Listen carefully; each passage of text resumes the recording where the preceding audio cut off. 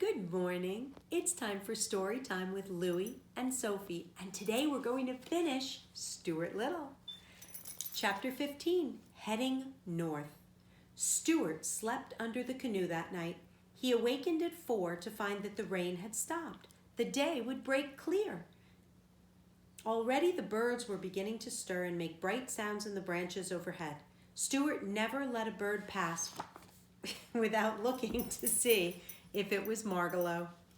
At the edge of the town, he found a filling station, which is a gas station, and stopped to take on some gas. 5, please, said Stuart to the attendant. The man looked at the tiny automobile in amazement. 5 what? He asked. 5 drops, said Stuart, but the man shook his head and said he couldn't sell such a small amount of gas. Why can't you? Demanded Stuart. You need the money and I need the gas. Why can't we work something out between us?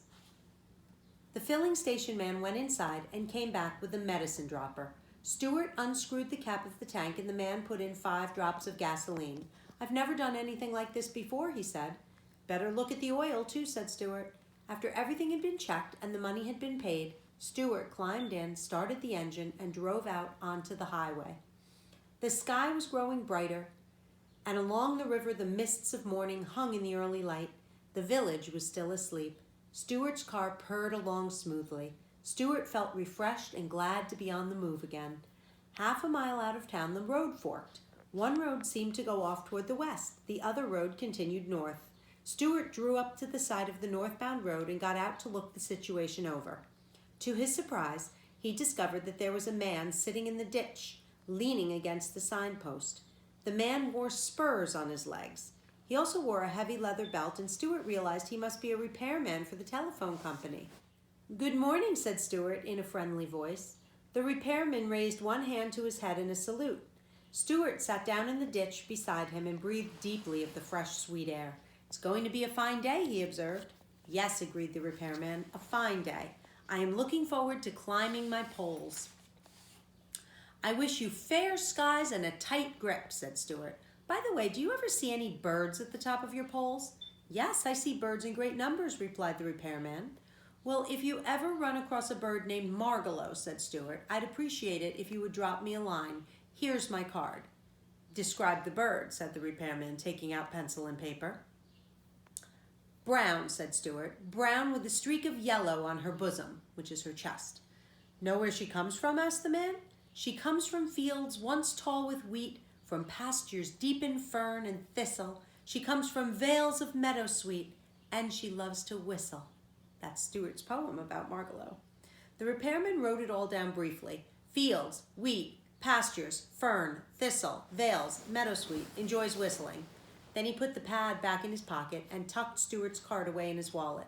I'll keep my eyes open, he promised. Stuart thanked him. They sat for a while in silence. Then the man spoke.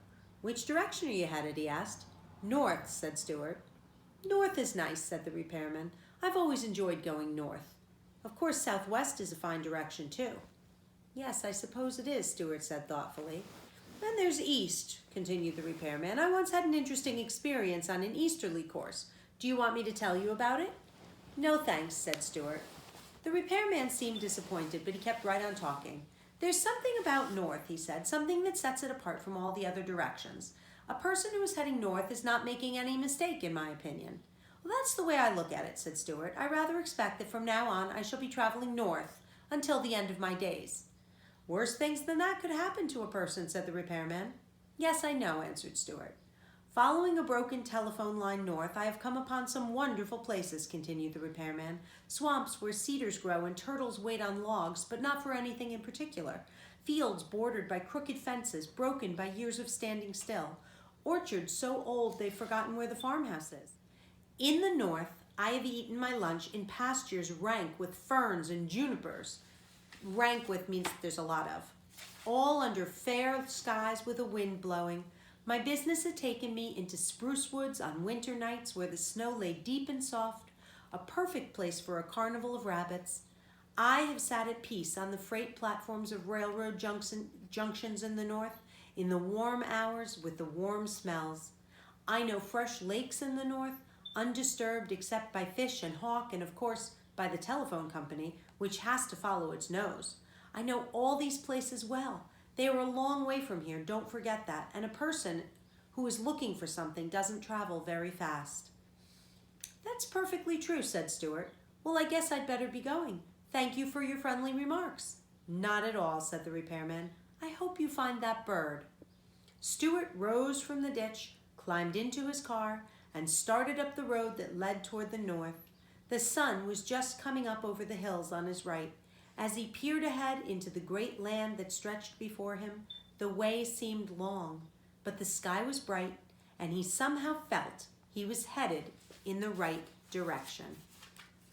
And that is the end, but I'll show you that last picture.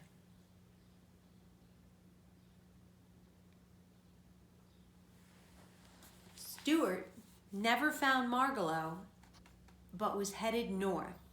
Put your thumb up if you think Stuart is going to find Margalo someday. I think he might. I think if we continued Stuart's story, he might find Margalo. And then I hope he goes back with his mother and father and brother because they must be terribly worried. So this was Stuart Little. I hope you enjoyed it. We'll start a new chapter book soon. Have a wonderful weekend.